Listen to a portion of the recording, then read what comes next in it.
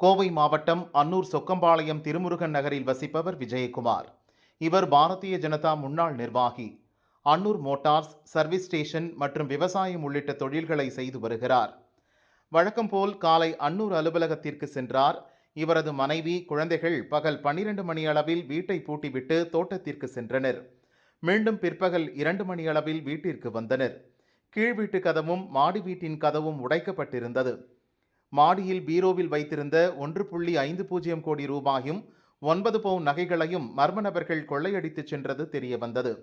தகவல் அறிந்து வந்த விஜயகுமார் அன்னூர் போலீசில் புகார் கூறினார்.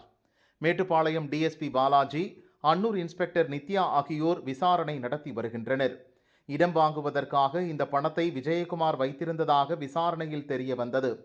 கோவையிலிருந்து கைரேகை நிபுணர்கள் வீட்டின் கதவு மற்றும் பீரோவில் பதிவான கைரேகைகளை பதிவு செய்தனர்.